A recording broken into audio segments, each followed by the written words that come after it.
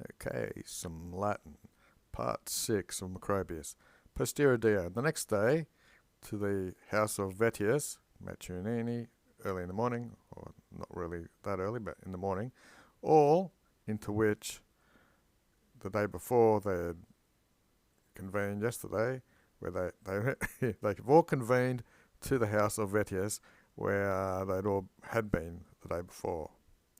Praetextus, with them having received in this house, they're now there, into the library in which he was waiting for them.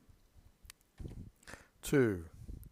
Praetextus said, a praeclarum day, a bright day I see it will be for me, when or since all of you are here, and in the future these people will be.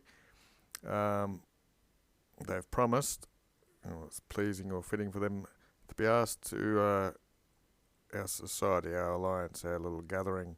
This conventus was the gathering. So it's going to be a good day for him since he sees all these friends present and those who promised will be there in the future.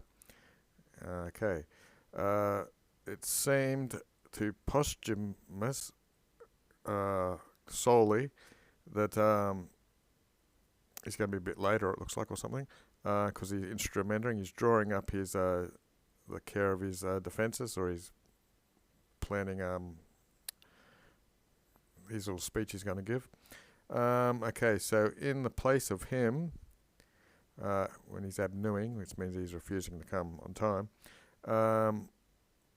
I've asked in place Eusebium, who in Greek and doctrines and Facundian elegance, he's a outstanding rhetor, or he's good at it. And it's been insinuated to all, or asked, you might want to say, that from the rising day, from the start of the day, they will indulge us, seeing as hodie today, to no duties or work, no public duties, so it's a holiday. Is it fast to occupy? So it's not legally good or good in the sight of God or something for them to be working that day. So certainly nullus will be seen. So no one will be seen who's togardist, wearing a toga, trabea, it's a military cavalry or something, or the paludus, that's a officer's cloak. These are all like clothes you wear.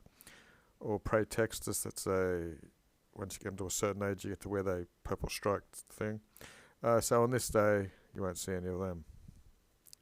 Okay, so I was at the daily dictionary out of that soli there, soli postumi, soli deo gloria, glory to God alone, so gloria to solo deo.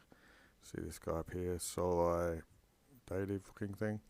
Okay, so 3. Then Avianus, the custom was to him of interrupting, he ate. He said, when this is a sacred name to me and the Republic, Praetextus, okay, Praetextus is the guy's name. You're referring to the habitus. This is clothing, as we saw, Togardus, Trabeus, Praetextus. Praetextus is the guy's name. Into your words, and amongst your different words. So I'm reminded of something that's not ludicrous, as I think it is, of a question. I've thought of some question. Enim. 4. We'll leave that cum for a bit. Vestidus means clothing. Toga or trabea or palamudum. Why is there nullum using this name? Proprii means belonging to your own. It can be unique or your own name. So why has this been done with this name of clothing? I'm asking this from you. Why, from this alone piece of clothing, has old age or ancient times usurped or used the praetextus for a name? Okay, so why is no one named toga or trabea or palamudum when people are named praetextus? How did this happen, and what is the origin to this name happening? 4. Inter hac.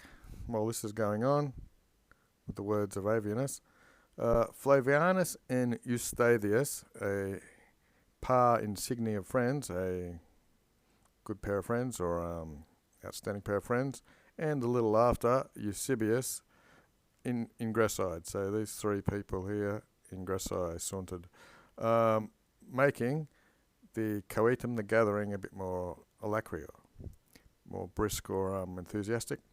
Having accepted and returned salutations, have greeted each other, they consideranted.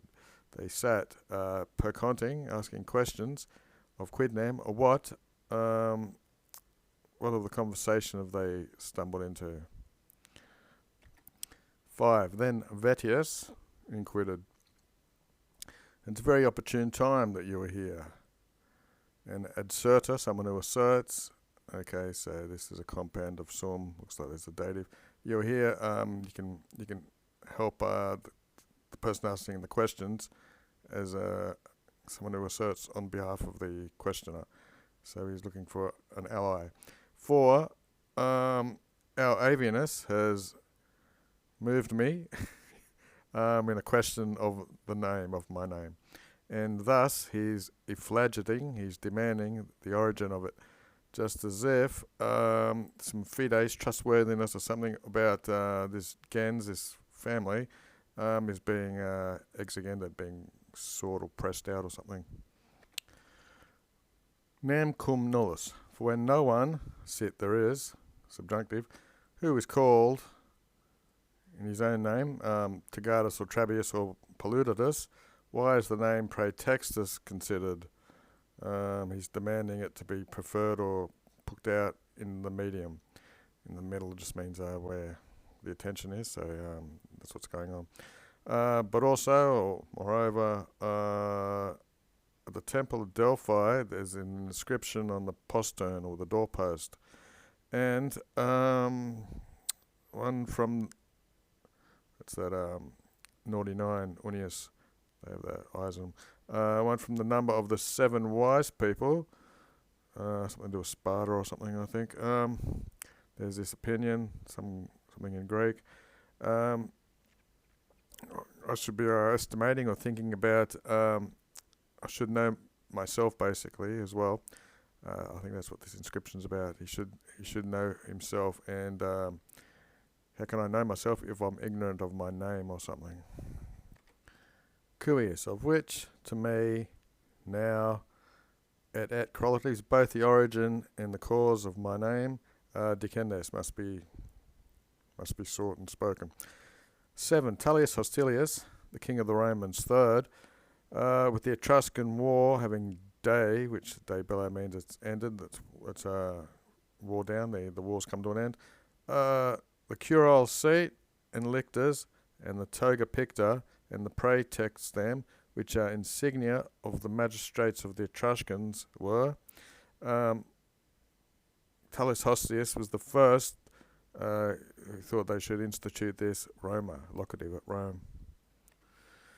But the praetextam, this clothing and also the guy's name, illo seculo, in that age, was not used for the age of boyhood, for it was, as the Ketera would be all these togas and etc., and palude, etc., as the rest of which I've enumerated, it was a habitus of honour. So the praetextus wasn't used for boyhood, it was used in those times for status of honour.